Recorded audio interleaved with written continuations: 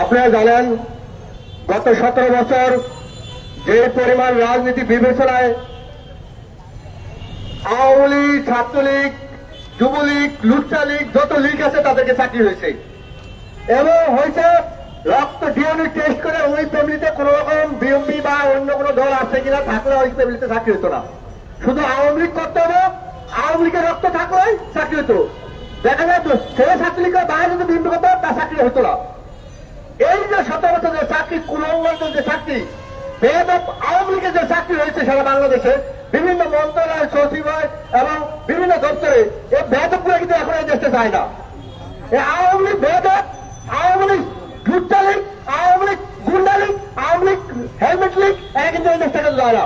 হাসিনা পালিয়ে গেছে, ওদের মায়ে পালিয়ে গেছে, ওদের কিছু গায়ক সন্তান বাবারা পালিয়ে গেছে, কিন্তু এই দপ্তরবিহীন কিছু দপ্তর, কিছু কুলঙ্গ এখন রয়ে গেছে। তারা বিভিন্ন জায়গায় বসে বিভিন্ন ষড়যন্ত্র চালিয়ে যাচ্ছে। আমি গত 8ই জানুয়ারি ছাত্র জনতা নাগরিক ঐক্য পরিষদের একটা ব্যানার প্রোগ্রাম করেছিলাম। সেখানে দাবিটা ছিল ভারতের সাথে হয়তো 15 বছর কি চুক্তি হয়েছে তা প্রকাশ করতে হবে। অন্তর্বর্তী সরকারের কাছে তার দাবি জানাইছিলাম এবং ভারতের সাথে রাষ্ট্রবিরোধী কি চুক্তি হয়েছে তা বাতিল করতে হবে এবং গত 17 বছর রাজনীতি বিবেচনায় যে চাকরি হয়েছে তাদেরকে অবিলম্বে তাদের বরখাস্ত করতে হবে। কিন্তু বর্তমান অন্তর্বর্তী সরকার আমাদের কথা কোনো গায়ে নিচ্ছে না। তারা তাদের কি সংসার নিয়ে ব্যস্ত আছে আমরা বুঝি না, যে জনগণের কি দাবি, জনগণের কি চাহিদা, জনগণের কি বলছে তারা সেদিকে কোনো গুরুত্ব নাই।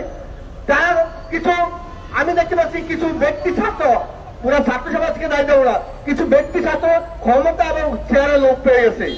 তারা ক্ষমতা এবং চেয়ারের লোভে অন্ধ হয়ে তকবির বাণিজ্য করছে। তাদের ফ্যামিলি, তাদের বাবা ভাইয়েরা বিভিন্ন জায়গায় অফিস খুলে তকবির বাণিজ্য, কোটি কোটি টাকা বাণিজ্য করছে।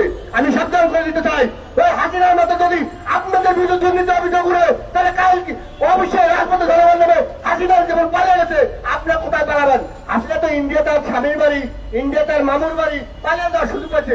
মোদী সাহেব তাকে গ্রহণ করেছে, কারণ মোদী সাহেব তার স্বামী বউ গেছে গিয়া পরে গ্রহণ করতে বাধ্য হয়েছে। কিন্তু যে ছাত্র সমাজ বা যারা এখন দুর্নীতির সাথে জড়াবেন এবং এই দেশের জনগণের বিরুদ্ধে কাজ করবেন, তারা পালাবেন কই? তারা পালানোর জায়গা পাবেন না। অর্থাৎ সাবধান হয়ে যান, সাধু সাবধান। অতি শীঘ্রই বলতে চাই, শান্তি দেশের জনগণের মৌলিক বুঝতে চান, দ্রব্যমূল্য ক্ষমতা, দ্রব্যমূল্য নিয়ন্ত্রণের চেষ্টা করেন। জনগণের যখন মৌলিক অধিকার থাকে অবশ্যই তার অধিকার প্রতিষ্ঠা করার সুযোগ দেন এবং এই গত 15 বছর যে সমস্ত আওয়ামী লীগ বেশিরভাগের 200 চাকরি পেয়েছে তাদেরকে অবিলম্বে বরখাস্ত করে দেশকে একটি গণতন্ত্রমুখী রাষ্ট্র প্রতিষ্ঠা করেন। সবাইকে ধন্যবাদ। আসসালামু আলাইকুম।